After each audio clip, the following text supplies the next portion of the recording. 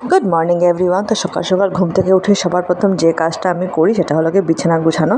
তো এই বিছানা গুছানোতেই অনেকটা সময় লেগে যায়।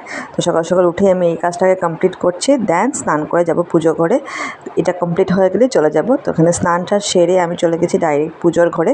এখানে পুজো দিয়ে দিয়েছি, দেখতেই পাচ্ছ। আর আজকে ছিল ষষ্ঠী, তো ভাবছিলাম যে বাসায় যাব আজকে জামাই ষষ্ঠী। তো এই ব্লগটা আমি অনেকদিন পরে দিচ্ছি, যাই হোক। তো এখানে পুজো আমার অলরেডি কমপ্লিট হয়ে গেছে। আর দেখো গোপালসোনাকে খুব সুন্দর একটা ড্রেস পরিয়েছিলাম। দেন এখানে ষষ্ঠী ছিল দেখে আমি এখানে একটু পায়েস করেছিলাম।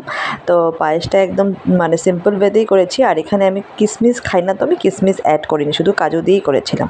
তো এখানে পুজো শেষ করে মানে পায়েস বানিয়ে আমি এখানে রেডি হয়ে গেছি, রেডি হয়ে চলে যাবো বাসায়।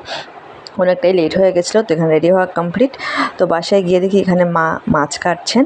তো আমার মার রান্না ভীষণ ভীষণ ভীষণ ভালো। আজকে তোমাদের মার প্রত্যেকটা রান্না দেখিয়ে দেবো। তো এখানে হচ্ছে কি বোয়াল মাছ, তো এখানে মার বোয়াল মাছ কাটা অলরেডি ডান। আর বাকি যে মাছগুলো ছিল এগুলো অলরেডি মানে কেটে ধুয়ে নেওয়া শেষ হয়ে গেছে। তো এখানে ছিল কাতলা মাছ। তো কাতলা মাছগুলো দেখো কি সুন্দর করে লাল লাল করে ফ্রাই করে নিয়েছেন, দেখতেই মানে একদম খেতে ইচ্ছে করছে। দেন ছিল পাবদা মাছ। তো পাবদা মাছগুলো আমার বর ভীষণ ভালোবাসে। তো এখানে ছিল ডিমওয়ালা পাবদা মাছ। তো এখানে বড় বড় কয়েকটা মাছ মা উঠিয়ে রেখেছিলেন, আর ছোটো মাছগুলো মনে হয় নিচেই ছিল। যেখানে দেখতেই পাচ্ছ কয়েকটা ছোটো ছোটো মাছও আছে। তো এখানে দেখিয়ে দিলাম তোমাকে বোয়াল মাছ, কাতলা মাছ আর পাবদা মাছ। আর এখানে ছিল মাটন।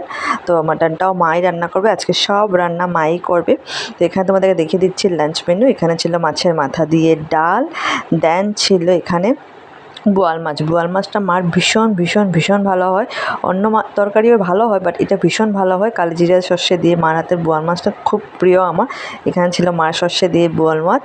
দেন ছিল এখানে পাবদা মাছের তরকারিটা তুমি জাস্ট দেখো, জাস্ট মানে দেখলেই খেতে ইচ্ছে করছে, ভীষণ মানে টেস্টি হয়েছিল। দেন ওই সাইডে ছিল মাটন কষা। তো মাটন কষা দেখিয়ে দিচ্ছি তোমাদেরকে, এই যে ছিল মাটন কষা।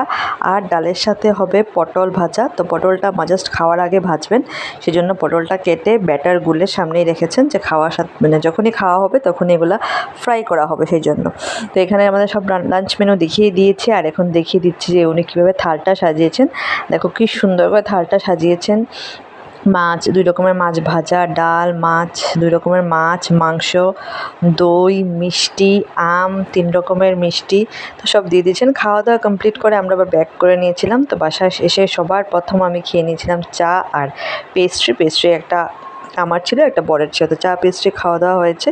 তো রাতে আমি ডিনার করবো না বলেছিলাম, সেই জন্য হাজব্যান্ড এখানে একটু চাউমিন করে দিয়েছে। তো এইভাবে আমাদের ষষ্ঠীটা কেটে গেছে। তোমাদের ষষ্ঠীটা কীরকম কাটিয়েছি নিশ্চয়ই জানিও। Thank you watching for my video. Thank you.